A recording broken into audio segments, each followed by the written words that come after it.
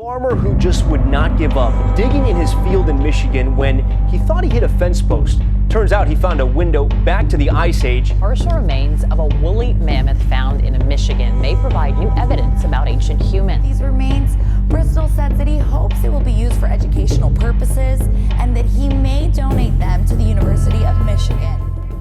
Os agricultores passam seus dias cuidando das terras e aprendendo como aproveitar elas ao máximo. Enquanto esses profissionais da agricultura estão acostumados a ver regularmente suas fazendas, ocasionalmente eles chegam a descobertas incríveis, surpreendentes também. Este foi o caso de um agricultor que encontrou uma estranha relíquia que acabou pertencendo a algo completamente inesperado. Algo que havia se extinguido muitos anos antes. Continue atento para descobrir o que a estranha descoberta do fazendeiro acabou sendo. Ao longo dos anos, muitas descobertas surpreendentes têm sido feitas. No entanto, elas podem às vezes ser desconcertantes, especialmente quando feitas em locais incomuns. Este fazendeiro de Michigan estava escavando em um campo quando descobriu algo incrível. Um fazendeiro e seu amigo estavam cavando num calor de 26 graus em uma tarde ensolarada de setembro no Michigan. Sua escavadeira atingiu algo sólido enquanto atravessava o solo. Os funcionários tinham atingido ouro, mas não têm ideia de quão grande será a descoberta. Em 2015, o fazendeiro James Bristol e um amigo estavam escavando um campo perto de Chelsea, no Michigan. Eles pretendiam instalar um tubo de drenagem. O dia deles estava prestes a tomar um rumo incomum quando se depararam com este item substancial. O que poderia ter sido? Quando os trabalhadores inicialmente viram o objeto, eles assumiram que era um poste de cerca ou um pedaço de madeira, mas logo reconheceram que era algo bem diferente. Era um osso, e não apenas um osso qualquer, mas um osso grande. Poderia ter vindo de um dinossauro? Os rapazes, como a maioria de nós, tinham pouca familiaridade com a paleontologia, então eles entraram em contato com a Universidade de Michigan para ter assistência na identificação do achado. Daniel Fisher, diretor do Museu de Paleontologia da universidade, foi enviado junto. Fisher inspecionou o osso logo depois e determinou que ele pertencia a um mamute lanoso e não a um dinossauro. Embora um pequeno número dos monstros maciços tenha sobrevivido até 3.600 anos atrás, encontrar qualquer evidência de um é incomum, particularmente em Michigan. Além disso, ele não era um mamute lanoso comum, era um mamute jeffersoniano, nomeado após a fundação do padre Thomas Jefferson, uma mistura rara entre um mamute comum e um mamute colombiano. Fisher acreditava que o mamute que deixou esses ossos morreu entre 11.000 e 15.000 anos atrás. Ele tinha vivido até os 40 anos de idade antes de ser abatido por humanos. Fisher acredita que a posição do osso indica que as pessoas mataram o animal e depois descartaram sua carcaça em um tanque. Esta prática arcaica de guardar carne e outras descobertas não era novidade para o professor. As descobertas de mamutes são raras em Michigan, onde apenas 10 desses indivíduos foram descobertos na história registrada. Os ossos do parente distante do mamute, o mastodonte, foram desenterrados com maior frequência nos Estados Unidos, com mais de 300 casos do mamífero extinto identificados somente no estado dos Grandes Lagos. Naquela época, o tempo era essencial e Fisher queria escavar completamente os ossos. Como resultado, dezenas dos seus alunos e 2 escavadeiras locais se colocaram para ajudar na escavação que durou todo o dia, desde o amanhecer até o anoitecer. Este foi um achado especialmente emocionante para Fisher e sua equipe porque foi um dos esqueletos de mamute mais completos já descobertos em Michigan. O achado continha um crânio, presas, uma pelvis, omoplatas e múltiplas vértebras e costelas. Além disso, sua extração cuidadosa e competente do solo por paleontólogos treinados significava que poderia ser mais benéfica para a pesquisa científica do que ossos retirados do solo por membros não treinados do governo. A descoberta dos restos do mamute em uma lagoa também desencadeou uma série de especulações sobre a relação da espécie com os seres humanos. Junto com os ossos, foram descobertas 3 rochas que poderiam ter sido usadas para pesar o animal e um floco de pedra que poderia ser uma prova de que o mamute foi massacrado.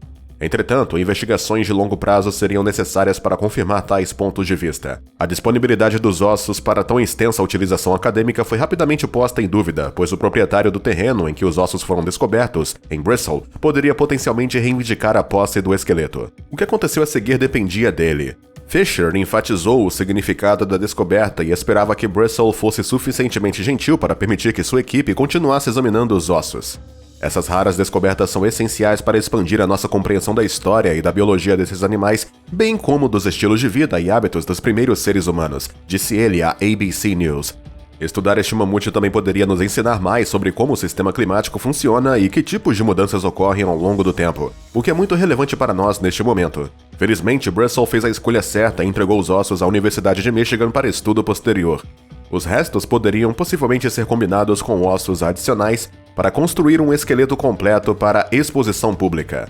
A descoberta não é apenas graças a mim, disse Brussel em uma declaração. Muitos outros se beneficiarão com a capacidade de testemunhar este mamute por muitos anos. Eu considero um bom dia se eu puder fazer as pessoas felizes fazendo isso. Brussel pode ter feito a descoberta de uma vida, mas por razões profissionais ele hesita em repeti-la.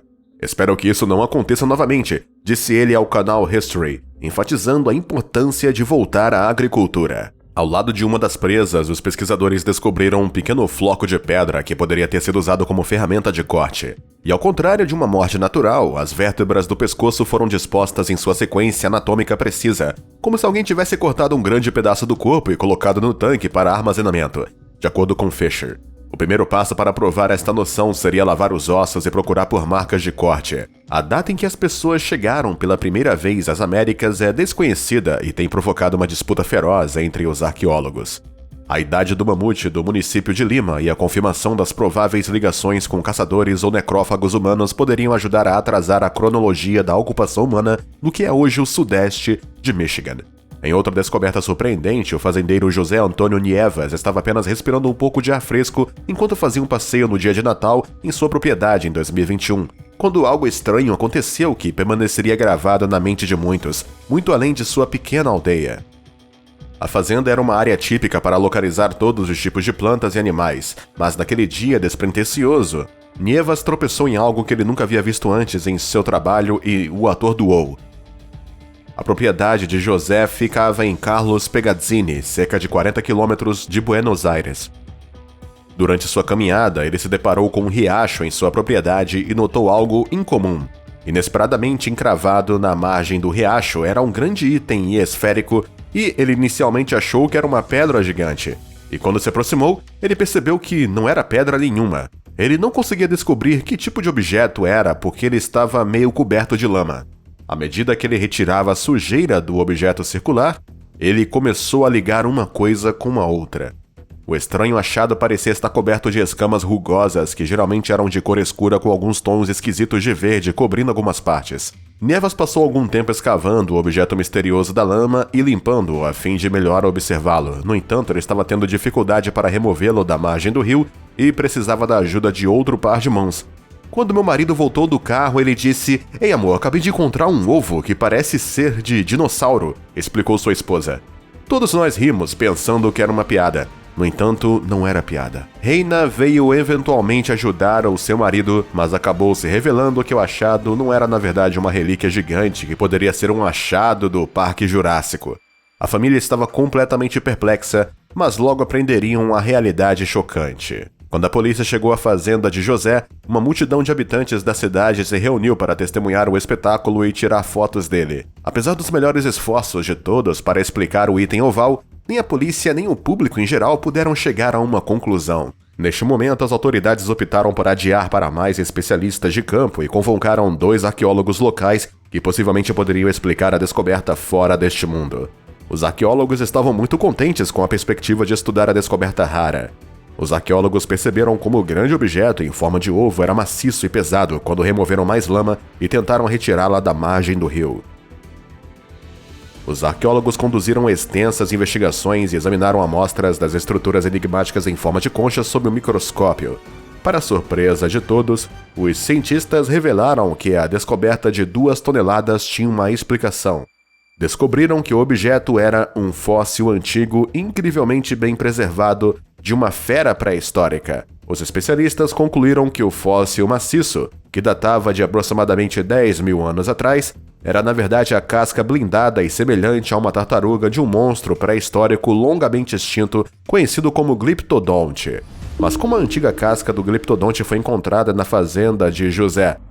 Adrian Lister, do Museu de História Nacional de Londres, observou que tais fósseis eram comuns em corpos de água onde a erosão acabou revelando conchas e ossos antigos. A lama também poderia ter funcionado como um invólucro protetor.